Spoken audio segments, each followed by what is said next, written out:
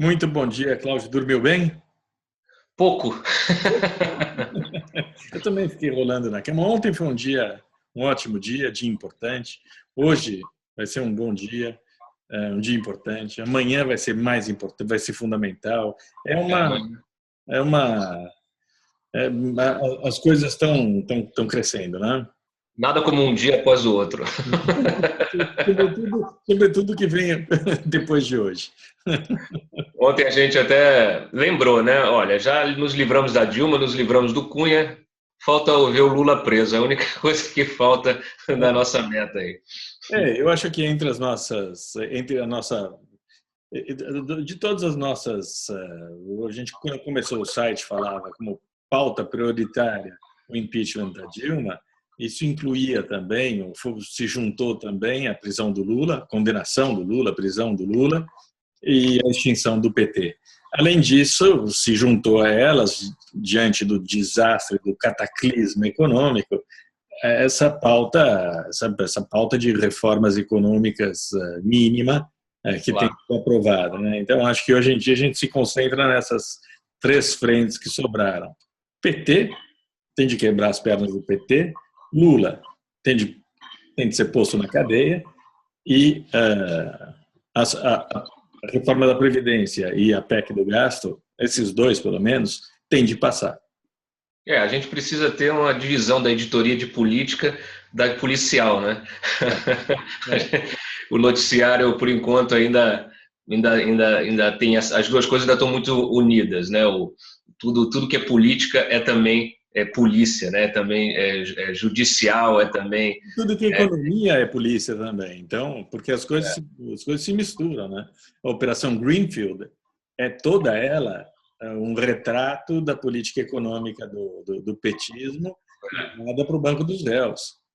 vale sempre lembrar, Joe, que os fundos, eu me lembro dessa conta, pode ser que ela já esteja agora atualizada para baixo, mas os fundos, os ativos dos fundos, eles representavam uma coisa como 600 bilhões, né, na economia, né? Então, realmente era uma alavanca enorme de toda essa política econômica, né? Infelizmente, foi Isso não utilizada inclui, para o mal. Né? e, Cláudio, isso não inclui BNDES, não inclui o Banco do Brasil, não inclui a Não. Caixa. Hoje o Valor tem uma matéria, por exemplo, em que se diz que a aquisição da Alpargatas pelo grupo JBS, porque a Camargo Correia vendeu as Havaianas Uhum. para o grupo JBS, foi 100% financiado pela Caixa, e essa operação está sob investigação da Greenfield, 100%. A Caixa bancou. A Miriam Belchior, viúva do Celso Daniel, personagem dos depoimentos de ontem da Lava Jato, financiou 100% da aquisição da Alpargatas. A gente alertou isso no dia do anúncio dessa operação. A gente alertou aqui, se as autoridades de fiscalização, de investigação, fossem atrás de tudo que a gente adverte, porque estava claro, né, que essa operação da Alpargatas era uma coisa fora da curva, né?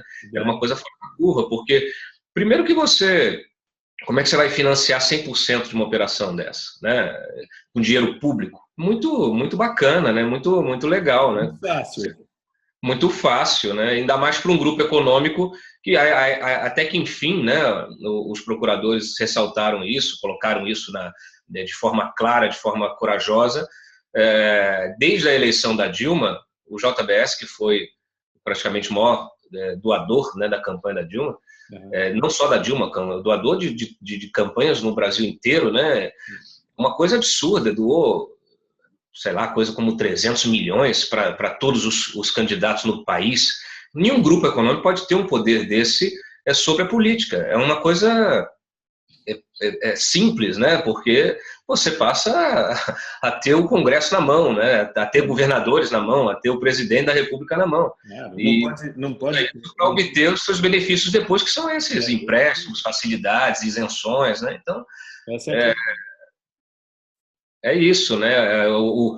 Tá aí o Pimentel, né? A operação hoje aí contra o sobrinho dele, Pimentel, que estava no Ministério fazendo essa função de facilitador desses interesses. É. Então, realmente é um sistema muito complicado. Bom, vamos falar de ontem. Ontem foi Abaixo do Pimentel estava o BNDES, né? Só para o fechar. BNDES.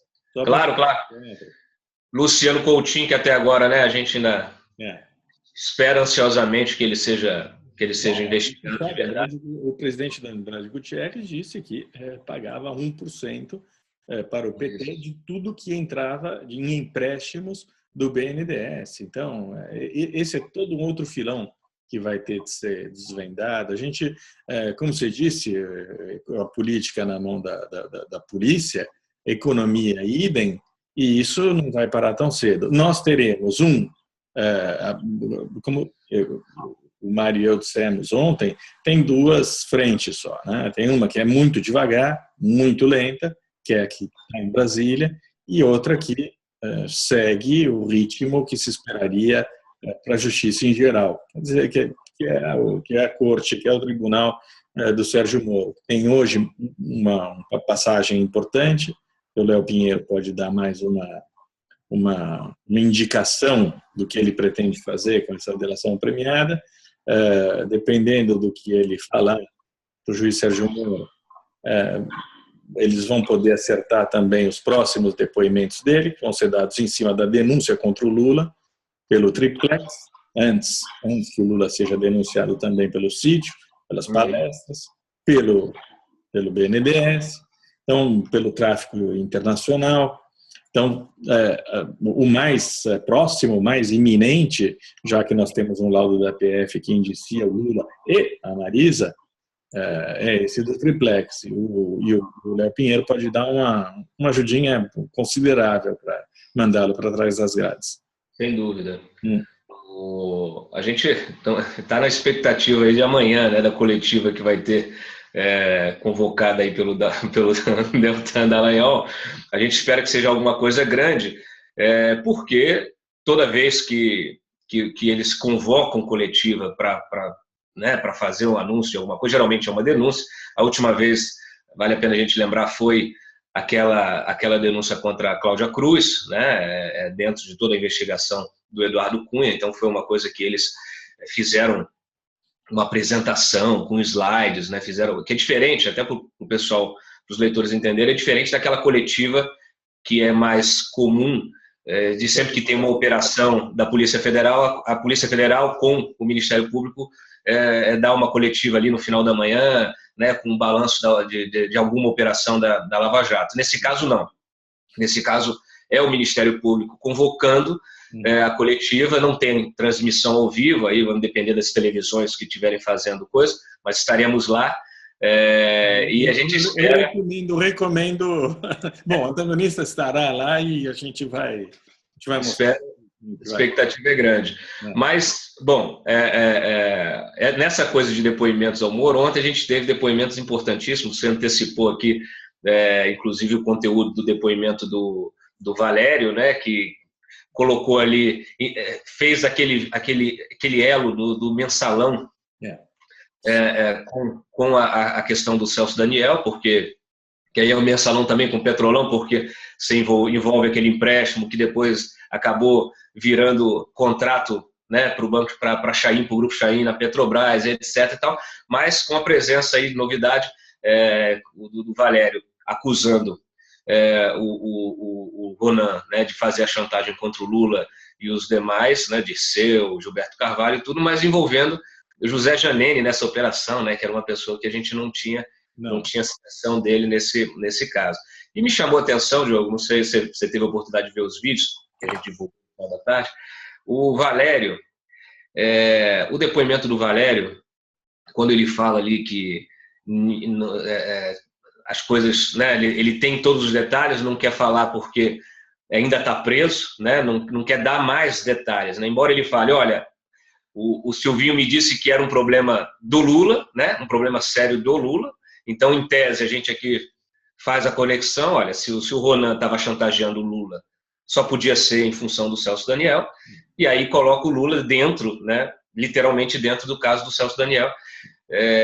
E o Valério parece que tem mais informações, mas ele não tem coragem de passar agora porque ele está preso e ele teme represálias. E parece que ele já sofreu muitas represálias dentro do presídio. A gente vê a fisionomia dele, né? Ele realmente é um cara que está sofrido, né? Você vê que, né, não está sendo bem tratado na cadeia, diferente de outros mensaleiros, né, que foram e voltaram até mais gordinhos, mais corados, e o Valério não. O Valério decaiu mesmo fisicamente, você percebe que ele envelheceu 20 anos, tem até dificuldade de falar, né, uma coisa que você percebe ali claramente, e pelo que ele deu a entender, está avançando o acordo de delação com a Lava Jato, né? A gente sempre tem aquela sensação de que quando alguém vai dar um depoimento para o Moro e avança bastante, é porque ele já está ali já acertado para poder firmar um acordo de delação. E ele deu o recado, né? Ele falou que foi mais de 600 vezes ao Palácio do Planalto. Exatamente. 600 vezes. 600. Ele vivia lá dentro. Um negócio impressionante. Ele falou. Mas as contas, né? A gente está falando de 2000. A gente está falando de 2004, né? 2003, 2 anos, o cara 600 vezes dentro do palácio. Ele jogou o nome do Paulo Okamoto, não por acaso. Obviamente que ele está mandando um recado, ele está dando, ou pelo menos ele está dando uma dica do caminho que será seguido. A partir daí, ele disse que durante o mensalão ele foi tutelado, quer dizer, o Paulo Okamoto foi a babá dele, né? Babá no sentido de que ele não podia falar mais do que deveria, né? E o Paulo Okamoto estava ali para vigiá-lo. Naquele primeiro depoimento que ele deu na tentativa de negociação com o Gurgel, né, com o então Procurador-Geral da República, ele falava de ameaças do Okamoto, né? E o Okamoto entra novamente na delação do Delcídio do Amaral, junto com o Palocci, né? Justamente nessa articulação para silenciar o Valério. Então, tudo vai se encaixando, né? Tudo vai se encaixando. E a gente vai ter, por exemplo, hoje, nesse depoimento do Léo Pinheiro, ele vai ter que esclarecer o episódio da CPI, da Petrobras, em que, segundo o Delcídio de Amaral, havia 3 achacadores: Gin Argel, Vital do Rego e Marco Maia. Um deles era relator, o Marco Maia.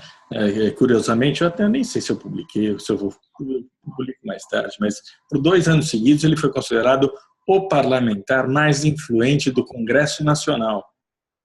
Por 2 anos, 2011 e 2012, porque era presidente da Câmara, foi 4, 5 vezes presidente da República, na ausência da Dilma Rousseff e do Temer.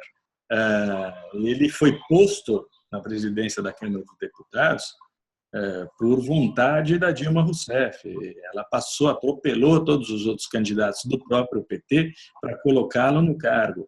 Esse sujeito, que tem um apartamento, torneiro mecânico da CUT, só que tem apartamento em Miami, esse mesmo sujeito, que foi entregue já na delação do Chambinho, acho que nós fomos os primeiros a dar, você foi o primeiro a dar, de qualquer maneira, esse sujeito, encrencadíssimo, foi denunciado pelo Delcídio Amaral e confirma todo o quadro que nós temos até agora, de que o que disse o Delcídio se confirmou. E vai se confirmar em relação ao Lula também, como chefe, como arquiteto do Petrolão. E torcer para o pessoal da Lava Jato em Curitiba retomar a delação do Léo Pinheiro, né? Acho que é importante. A gente insiste muito, a gente tem insistido muito, né? Porque nós sabemos da importância do Léo Pinheiro no esquema, na montagem do esquema de corrupção. A gente está pouco se lixando para o Léo Pinheiro. Se quiserem deixá-lo na cadeia por 70 anos, 90 anos, que ele morra, que ele apodreça na cadeia, tanto faz. É que ele teve um papel fundamental na montagem dessa estrutura da organização criminosa petista, e ele pode esclarecer praticamente todos os vínculos do Lula com o Orcrim melhor do que qualquer outra pessoa, porque o Lula era chapa dele. É diferente dos outros empreiteiros que faziam negócios com o Lula. O Léo Pinheiro banca o Lula, segundo o próprio Delcídio Amaral, há décadas. há décadas. Ajudava aqui, ajudava ali, dava uns trocados aqui, dava outros trocados ali, até que o negócio ficou muito grande, virou o maior esquema de rapina da história, de todos os tempos, de todos os lugares, e ele participou dessa montagem. Talvez ele tenha sido, de fato, o cérebro dessa estrutura empresarial que bancou a Orcrim lulista. Ele está na origem, né, de tudo, né? Você pega lá, vai atrás. Quando você fala de Bancop, né, de triplex, você está falando de um empreendimento da Bancop, que é uma coisa, um dos primórdios do PT ali, né, inventando essa história, né? A gente já falou disso aqui, inventando essa história de empreendimentos imobiliários com dinheiro de fundo de pensão, né? Aí, enfim, é um negócio realmente que está lá atrás, né? O Pinheiro pagava a conta de Rosimério Noronha, pagava a conta de filho de Lula. Do presidente do CUT, Wagner Freitas, esperemos que se chegue a isso ali na Lava Jato. A gente espera que tenha esse significado, essa delação. Agora, me surpreendeu muito a informação que você publicou no domingo do Emílio, né?